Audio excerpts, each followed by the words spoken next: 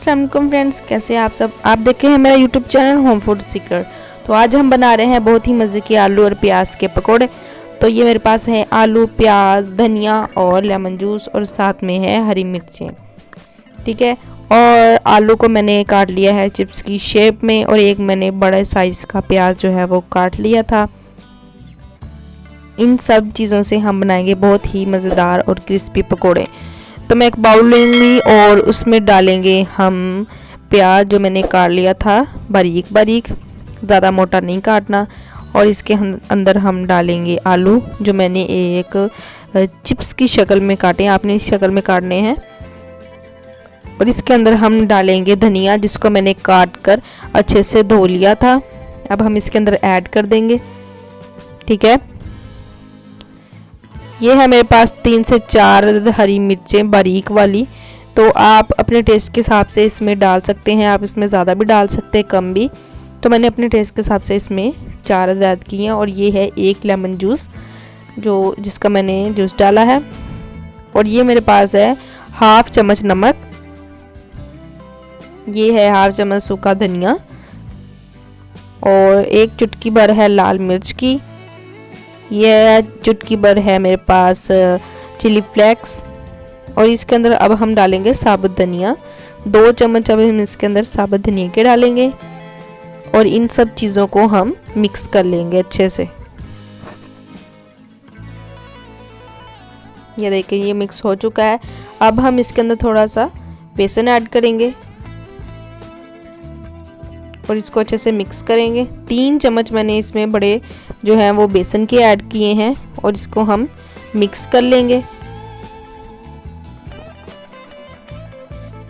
ये देखें, आपने इसको आराम से मिक्स करना है। जब ये मिक्स हो जाए तब आपने इसके अंदर डालना है पानी, और आपने पानी पहले थोड़ा सा डालना है और इसको मिक्स कर लेना है, ज़्यादा पानी नहीं डालना।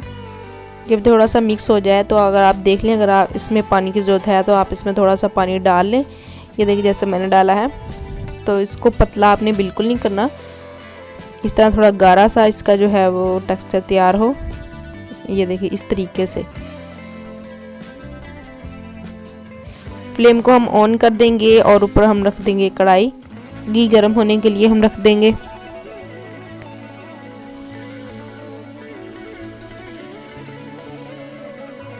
ये देखिए घी गर्म हो रहा है, घी गर्म हो चुका है। तो अब हम इसके अंदर डालेंगे पकोड़े। तो आप 1 चम्मच की मदद से आप इसको डालें। अगर आपने बड़े डालने हैं तो आप बड़े डालें, वैसे इतनी ही क्वांटिटी के हिसाब से आप डालें। थोड़े थोड़े छोटे होंगे तो ज़्यादा इसके जो है वो क्रिस्पी बनेंगे, तो आपने इस साइज़ से डालने हैं और फासले पर डालने हैं ताकि जब हम इसको पलटे तो हमें आसानी हो पलटने में। इस तरीके से। अब इसके अंदर जगह कम है तो मैं इसके अंदर 4 से 5 अदद जो है वो ऐड करूँगी पकोड़े। 1 मिनट के लिए हम इसको फ्राई होने देंगे, फिर हम इसको पलटेंगे। ये 5 से 6 अदद इसके अंदर डल गए हैं। 1 मिनट के बाद ये थोड़े से पक गए हैं तो हम इसकी साइड चेंज कर रहे हैं। आपने आराम से करना है। ये देखिए थोड़ा सा नीचे लग गया है तो इसको पलटने में थोड़ी मुश्किल हो रही है, तो आपने इसको आराम से करना है ताकि ये टूटे ना। इसी तरीके से हम बाकी पकोड़े पे हैं, इनको भी हम पलट लेंगे। ये देखें जी 2 मिनट बाद ये रेडी हो चुके हैं, तो हम इसको एक प्लेट में निकाल लेंगे। अब हम इसके अंदर बाकी पकोड़े भी डाल देंगे। ये देखिए जी हमारे पकोड़े जो हैं वो बहुत ही मज़ेदार से तैयार हो चुके हैं। ये बहुत ही यमी लग रहे हैं मुझे तो, और इसका खाने का बहुत मन कर रहा है। तो माशाल्लाह जज़ाकल्लाह, बहुत ही प्यारे लग रहे हैं माशाल्लाह। ये देखें ये कितने ही प्यारे हैं, लग रहे हैं, अच्छे लग रहे हैं। इसके अंदर से ये आप देखें बिल्कुल पक गए हैं, बिल्कुल भी कच्चा इनका नहीं है। तो आप मेरी वीडियो को लास्ट तक देखें, चैनल को सब्सक्राइब करें और प्रेस द बेल आइकन। अल्लाह हाफिज़।